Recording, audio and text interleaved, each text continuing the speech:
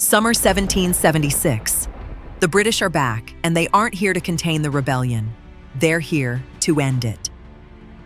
In Episode 5, a massive, overwhelming campaign in New York threatens to destroy the Continental Army and crush the revolution before it truly begins. Why New York mattered. After the British evacuation of Boston, both sides knew the war was entering a new phase. The question was, where would the next major battle take place? The answer was obvious: New York. The city was strategically vital. Its deep harbor made it perfect for the British Navy. Its location connected New England to the southern colonies. Control New York. And you could divide the rebellion in two. Washington understood this. So did the British, which meant New York would become the center of the next great confrontation. Washington moved his army south, determined to defend the city. But he faced a dangerous problem.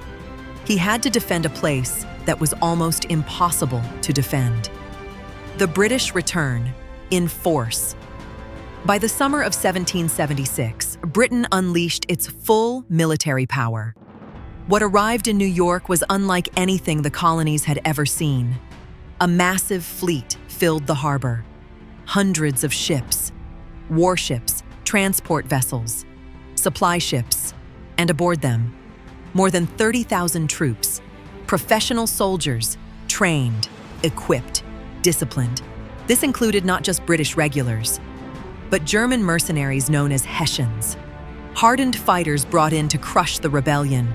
Standing against them was Washington's army, around 20,000 men, many inexperienced, poorly trained, poorly supplied, and now facing the largest military force ever assembled in North America.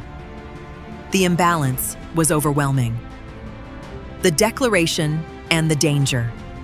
In July 1776, something extraordinary happened. The colonies made a bold decision. They declared independence. The Declaration of Independence was signed.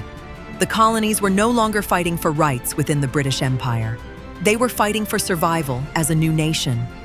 But the timing could not have been more dangerous, because just as independence was declared, the British Army was preparing to strike.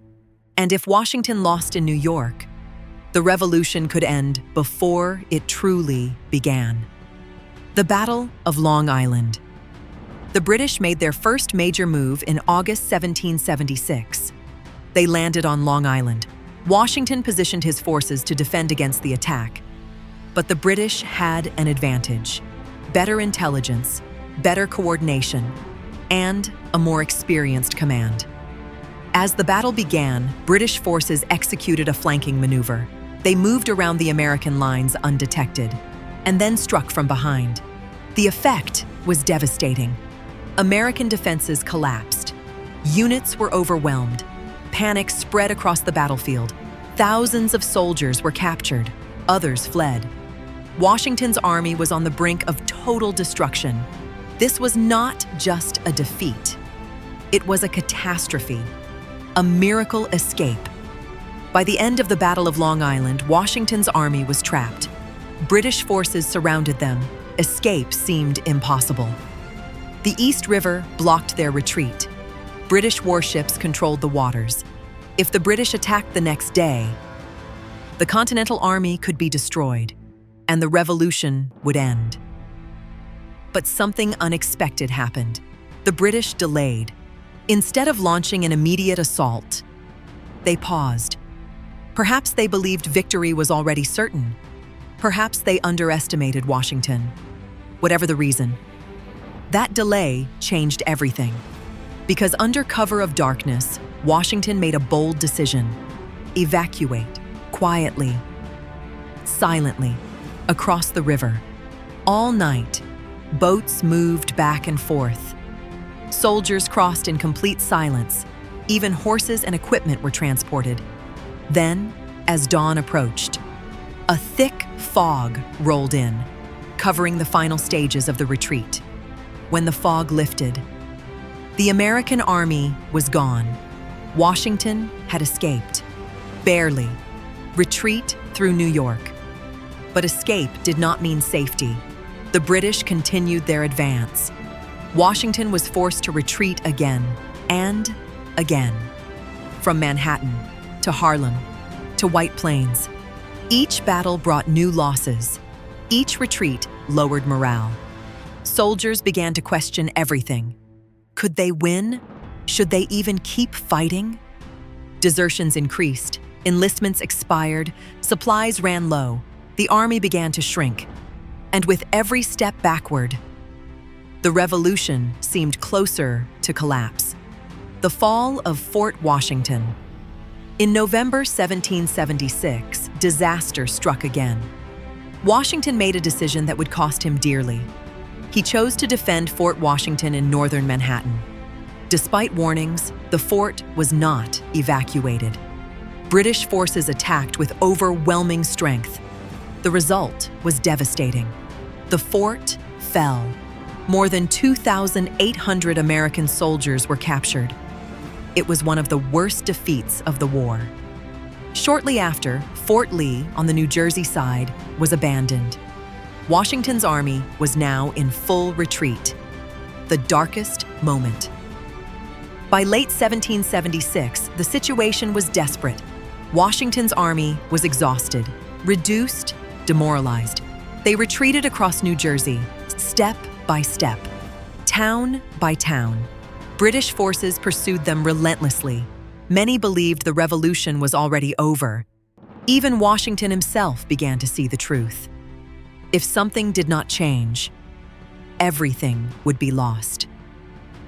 As the army crossed into Pennsylvania, they reached the banks of the Delaware River. Behind them, the British.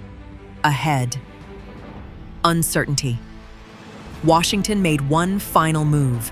He ordered all boats along the river to be secured, preventing British forces from crossing easily. Then he waited. But time was running out. Because on January 1st, many soldiers' enlistments would expire. If they went home, there would be no army left. A last chance.